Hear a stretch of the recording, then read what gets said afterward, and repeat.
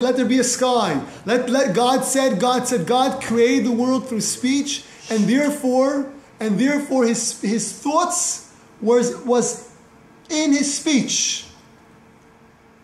But on Shabbat he stopped creating, and so he lifted up the world to his essence.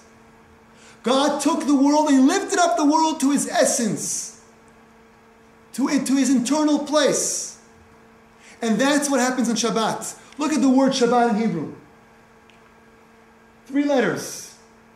Shin, Bet, Taf. The word Shabbat. Same words. Scramble it. Same letters, you see. Shin, Bet, Taf. Same 3 letters. It means Tashev, to return. Because what happens at 707 is God takes the world, and all of us can join him if we want. And he takes it and he turns it to its essence.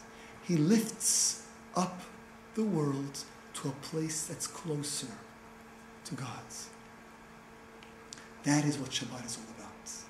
So yes, Shabbat is a day of rest, that I'm there with my family, and I'm physically resting, emotionally resting, but it's also a time if I want to join the bandwagon, I can simply turn off that switch or turn off that phone, and I join that bandwagon, and the entire world is uplifted to a deeper, a place more meaningful, a place that's closer to God's. As Mark said, I now become part of the real reality, the essence of God's. So it's not just God is returning to his essence, but rather the world. God is taking the world and returning the world to its essence, the purpose of the world. That's why it's the end of the week. It's the end of the week because that's the goal. Sunday I start my week in order to get to Shabbat, the goal of the week. And so Sunday through Friday, it's like we're outside God in the palace. It's like we're outside the palace. We see there's a palace. I'm outside. The world is on a lower place. And we're outside and we work. We work hard. And you physically feel it. That you're sort of disconnected with your reality, with who you really are. Because you're just involved with your routine. Wake up, kids, school, buses, chores, activities, work, after school, homework, bedtime, dead, sleeping. That's my day. Is that your day too? Pretty much everyone's day, right? How come only the women are saying yes? The men are like, no, I go to work. We're all zombies. We're sleeping now. Shabbat is I go into the throne room. Shabbat is I go into the throne room. I'm in the throne room with God. During the week, I'm outside the palace. On Shabbat, I'm given the opportunity to actually enter the throne room and spend time with God himself. That is the essence of Shabbat. And I'm going to conclude with a story. It was a great rabbi. His name was Shmelk of Nikolsburg. Shmelk of Nikolsburg lived 200. It's a true story. Approximately 250 years ago. Was not a wealthy man, not at all. It was actually quite the contrary.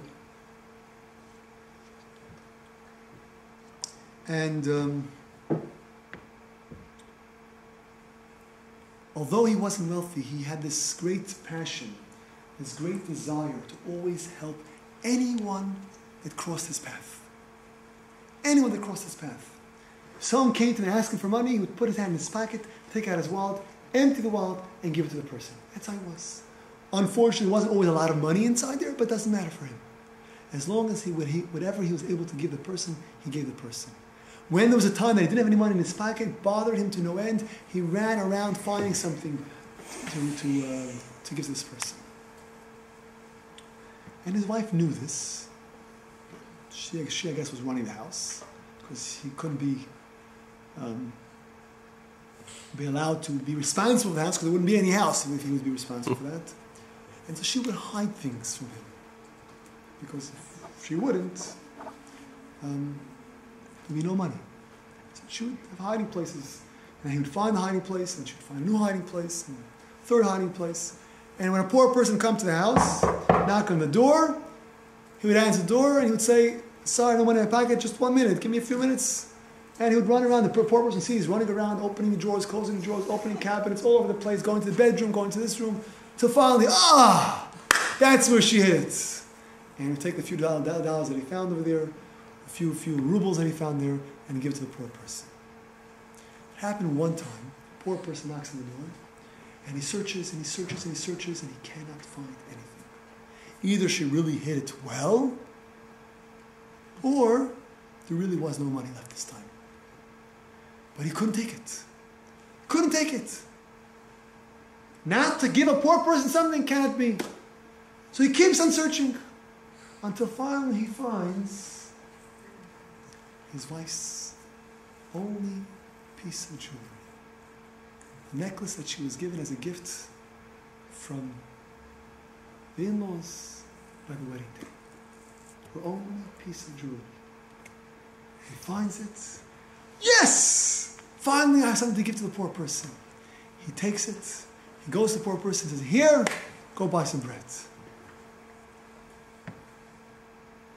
Great story, huh? Don't you agree? Such a good husband. Tzaddik, right? Don't you want your husband to do the same thing to you? Find your jewelry and then... Isn't that against Allah? This is the story. This is the story. A few minutes later, the wife walks in and she sees he's so happy. She says, what are you happy about? I just gave the poor person some money. She goes, which money? We don't have any money. I didn't hide anything this time because we didn't have anything this time. That's why I couldn't find any money. I looked all over the place. I couldn't find anything. Yes, because there was no money, she says. So what did you give him? And she starts to get a little nervous. What do you mean? I went to the room and I found your necklace. My necklace!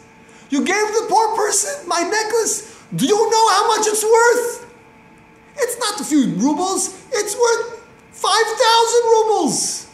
Are you out of your mind? He goes, oh my gosh. It's worth so much. He runs out of the house and he runs after the poor person. And the poor person sees the guy running. He says, he's changing his mind. So the poor person starts to run away and he's chasing him. He's, wait, stop. Until finally he catches up. He says, what do you want? Hanging his pocket. What do you want? What do you want? So he goes, the necklace. Do you know how much it's worth? I don't know. It's worth 5,000 rubles. When you sell it, make sure you don't get a penny less. True story. Why am I telling this story? Is sometimes we get something. This poor person gets something. We don't know the value of it. We don't know that it's worth anything. You're going on the beach and you see a stone, garbage, dirty stone. You don't realize that you just rub it a little bit and you really found a diamond, or a precious ruby or a gem. You get a gift, you give it to a child, a gift, and the child is looking and says, what is this? It's a piece of plastic. I don't know what to do with it. Although children today know exactly what to do with these things. I think the next child that's going to be born with a phone in their hand, straight from the mother's womb. Or something, not this, something else, whatever it is. You tell the child, I gave this, do you know what this is? This is valuable, it's expensive. Don't play with it too much, don't break it, don't take it to school, be careful with it. If you want to tell the child, this is something valuable, something precious, what you can use it for. It's not a hammer, it's not a toy, it's not a bouncing ball. You can do so much more with it. So we started the class with the Gemara, which said that God told Moshe, I have this precious gift in my treasure house. I want to give to the Jewish people and go and tell them. We must also recognize and realize the true inherent value of this gift of Shabbat. And if you recognize the value, you keep whatever you're holding on your level of observance of Shabbat, whether you're holding level 1 or level 100, recognize the true value and appreciate it and utilize it for all the simple reasons and all the deep reasons, but take it for what it's truly worth. Shabbat Shalom. I hope this Shabbat will be a little bit more meaningful, a little more special. And please join us next week, same time, same place, for the second class in this lecture series.